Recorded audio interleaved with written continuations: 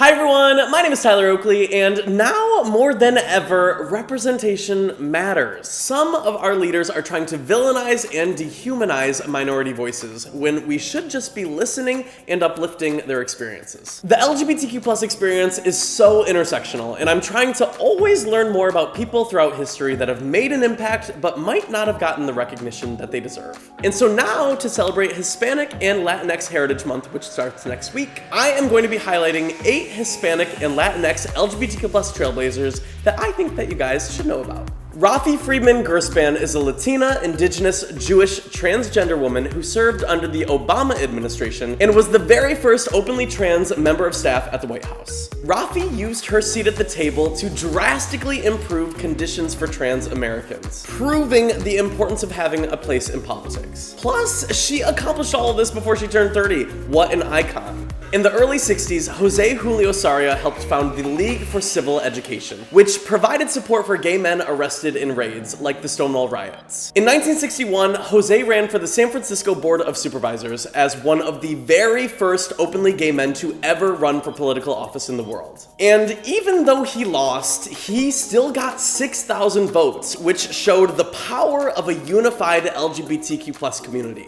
Now, this was all 16 years before Harvey Milk ran for office and became the first openly gay elected official. And while we often remember Harvey Milk for shattering the political glass ceiling for the queer community, we must absolutely honor Jose's bravery for even dreaming to break that glass ceiling in the first place. Before Rose Troche created the L word, representation for lesbians in the media was virtually non-existent. And throughout the L word's 6 seasons, Rose wrote, directed, and produced despite working in an industry overwhelmingly run by men.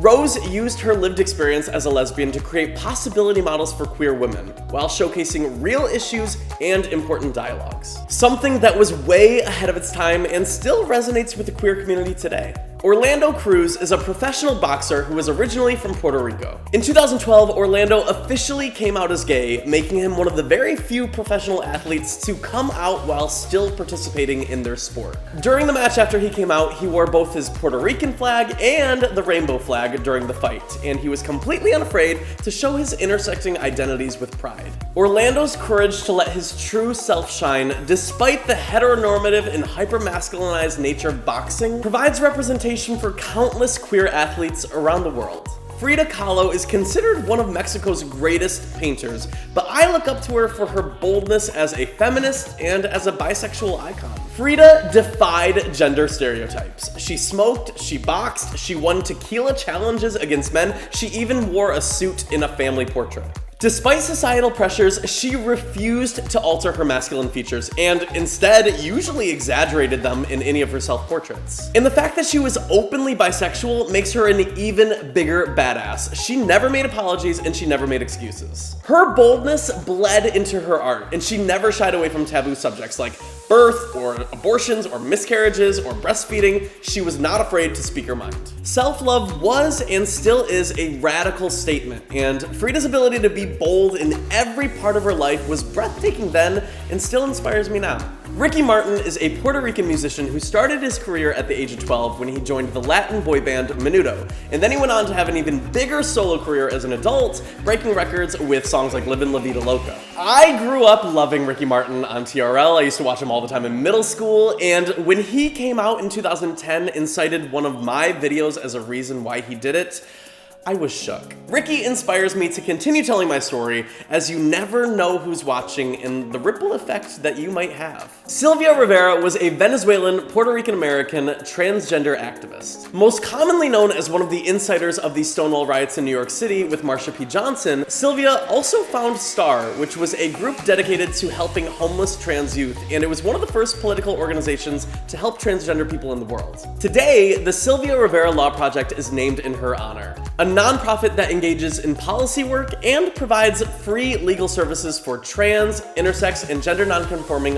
low-income people of color. Sylvia's bravery at Stonewall changed history, and her legacy today saves lives. As a child, Jorge Gutierrez was brought across the US-Mexican border by his parents illegally.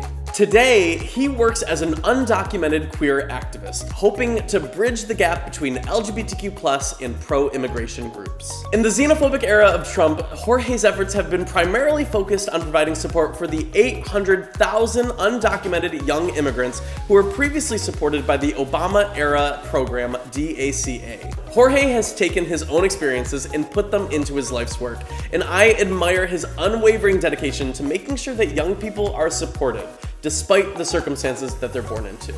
Okay, so that is all I'm gonna tell you guys about today. If you wanna know more about all the people that I talked about, you can check the description. I'm gonna be putting articles and bios and links in the description so you can learn more things about all of these glorious people. Representation is so crucial. So if you wanna know more about Hispanic and Latinx YouTubers or people on Twitter that I think that you should follow, I'll put links to those people also below. And I feel like as time goes on, I learn more and more, and I'm always open to learning about more people. So if you have people that I didn't include in this video that you think deserve the spot, let me know in the comments. I'm gonna be reading the comments. I want you to let me know who they are, maybe why you look up to them. I would love to learn more and maybe love them too. Okay, that's all I have for you guys today. I hope you have an amazing Hispanic and Latinx Heritage Month, and I will see you guys very soon.